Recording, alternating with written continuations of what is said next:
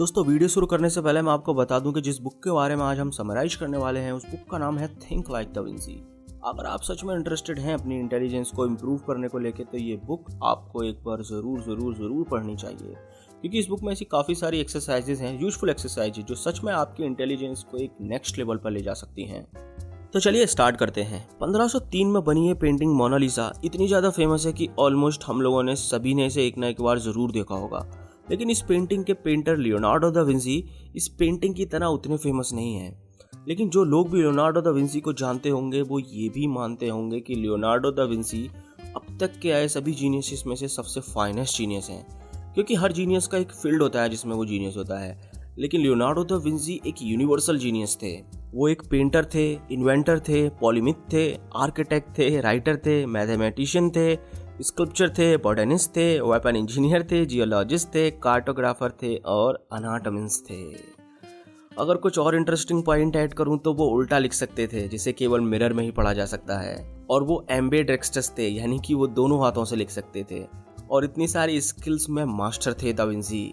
वैसे तो da Vinci ने अपनी पूरी लाइफ टाइम में बहुत सारे इन्वेंशंस किए, लेकिन अगर कुछ फेमस इन्वेंशंस की बात करें तो पैरासूट, दुनिया का पहला resume, crossbow, helicopter, catapult, cannon, adjustable ladder, tank, armoured car और अनानोमीटर, यानी कि हवा की तेजी को मेजर करने वाला इक्विपमेंट, इन सब के इन्वेंशन का क्रेडिट दिया जाता है दा विंसी को। बिल गेट्स तो उनसे इतने ज्यादा इन्फ्लुएंस थे कि 1994 में दा विंसी के लिखे कुछ पेजेस को उन्होंने $30.8 मिलियन में परचेज किया था। थिंक लाइक दा विंसी के ऑथर माइकल जे गैलप के दा विंसी पर किए गए लाइफ लॉन्ग रिसर्च के बाद उन्होंने 7 ऐसे मेथड्स पता लगाए जो दा विंसी को इतना बड़ा जीनियस बनाते थे। और आप भी इन मेथड्स को फॉलो करके एक जीनियस बन सकते हैं। अब क्योंकि दा विंसी एक इटालियन थे तो ऑथर ने इन मेथड्स को भी इटालियन नेम दिया है। फर्स्ट है क्यूरियोसिटा, यानी कि curiosity, the knowledge of all thing is possible, Leonardo da Vinci. जैसा मैंने आपको पहले बताया कि इतनी सारी स्किल्स में मास्टर थे दा विंसी, तो अब ऐसा तो होगा नहीं कि वो हर चीज को एक टाइम शेड्यूल के साथ करते होंगे कि आज मैथ पर रिसर्च करना है, कल साइंस पर करेंगे, परसों पता करेंगे कि वर्ड्स कैसे उड़ते हैं। दा विंसी इतने बड़े जीनियस बन पाए क्योंकि वो अपने आसपास की चीजों को लेके बहुत क्यूरियस रहते थे।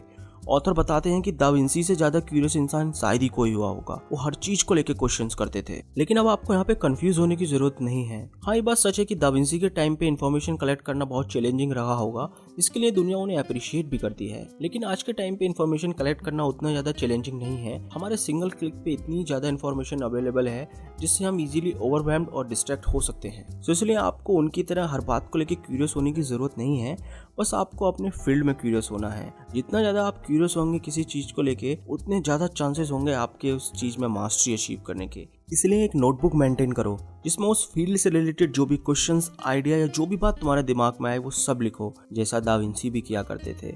और ऑलमोस्ट सारे जीनियस ऐसा ही करते हैं। वो एक नोटबुक मेंटेन करते हैं जिसमें वो अपनी थॉट्स, आइडिया, इन्वेंशंस, प्लानिंग, ये जो भी चीज इंपॉर्टेंट होती है वो सब लिखते हैं।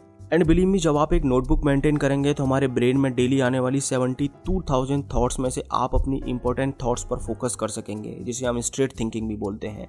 सो आप भी एक नोटबुक मेंटेन करो और झोंक दो अपने आप को उस एक चीज में मास्टर बनने के लिए। Put your subconscious mind on work. जो भी आपके क्वेश्चंस हैं उनकी एक लिस्ट बनाकर एक पेपर पर लिख लो और रोज रात में सोने से पहले तेज आवाज में उन क्वेश्चंस को पढ़ो। उतना भी तेज नहीं कि पड़ोसी जाग जाए। इससे ये होगा कि रात भर आपका सबकॉन्शियस माइंड उन क्वेश्चंस पर काम करेगा, जिससे आपको उनके आंसर्स जल्दी मिल जाएंगे। नेक्स्ट है डिमोन्स्ट्रेशियोने, यानी कि demonstration, a commitment to test knowledge through experience, persistence and a willingness to learn from mistakes. Da Vinci अपने आप को डिसेपल देल एक्सपीरियंसा बुलाते थे, मतलब कि डिसाइपल ऑफ हिज एक्सपीरियंस, यानी कि अपने एक्सपीरियंस का स्टूडेंट। अब एक्सपीरियंस कैसे गेन होता है? किसी भी चीज़ को प्रैक्टिकली करके, चीज़ों को बार बार करने पर, या अपनी ही की गई गलतियों से सीखने पर। लेकिन हम में से ज़्यादातर लोग तो ऐसा करते ही नहीं हैं। मैं आपको एक एग्जांपल देकर बताता हूँ। मैंने काफ़ी लोगों को कहते सुना है, आपने भी सुना होगा कि यार मोटिवेशन वीडियो देखने से कुछ नहीं होता, या बहुत से लोग काफ़ी मोटिवेशनल सेमिनार अटेंड करते हैं लेकिन उसके बाद भी उन्हें अपनी पर्सनैलिटी में कुछ ज़्यादा चेंजेस देखने को नहीं मिलते। अब ऐसा इसलिए होता है क्योंकि जब हम कोई मोटिवेशनल वीडियो देखते हैं, ऐसा कुछ पढ़ते हैं, तो कुछ दिन तो वो सारी बातें हमारे दिमाग में रहती हैं। और क्योंकि हम उन बातों को प्रैक्टिकली यूज नहीं करते हैं, या करते भी हैं तो ज़्यादा दिन उन चीज़ों पर परसिस्ट नहीं रह पाते हैं, तो एज यूजुअल वो सारी बातें हमारे दिमाग से धीरे धीरे गायब होने लगती हैं। अभी वही बात हो गई कि कोई पूरे दिन इंटरनेट पर या यूट्यूब पर ये सीखता है कि बाइक कैसे चलाते हैं, और काफ़ी रिसर्च करने के बाद भी ये बोलता है मुझे तो बाइक चलाना आया ही नहीं। आप ऐसा मत करो। आप जो भी सीखते हो उसे एक डायरी में लिखो, अपनी लिखी हुई बातों का रिव्यू करो और जितना जल्दी हो सके उस नॉलेज पर एक्शन लेना शुरू करो। क्योंकि वही लोग सक्सेसफुल बन पाते हैं जो चीज़ों को प्रैक्टिकली करके सीखते हैं। इसके एग्जाम्पल्स आपने कॉलेजेस या स्कूल्स में देखे भी होंगे। नेक्स्ट है सेंसाzione, the continual refinement of senses, specially sight as the means to enliven experience. Author बताते हैं कि दा विंसी के इतना बड़ा जीनियस बनने की सबसे बड़ी वजह थी कि वो अपने 5 सेंसेस का बहुत अच्छे से यूज करते थे, स्पेशली साइट का।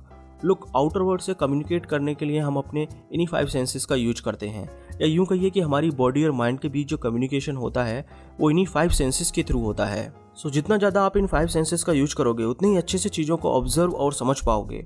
इसे हम कॉन्शियसनेस, अवेयरनेस या माइंडफुलनेस भी बोलते हैं। दा विंसी किसी फ्लावर को बस एक फ्लावर समझकर नहीं देखते थे, वो उसे अपने बाकी के सेंसेस के थ्रू ऑब्जर्व करते थे, जैसे कि उसकी खुशबू कैसी होगी, उसको टच करने पर कैसे सेंसेशन होंगे, ये स्प्राउट स्टेज में वो फ्लावर कैसा रहा होगा, एक्सेट्रा एक्सेट्रा। दा विंसी चीज़ों को बहुत डिटेल्स में देखते थे, जिससे वो चीज़ों को अच्छे से ऑब्जर्व करके उन्हें सीख पाते थे।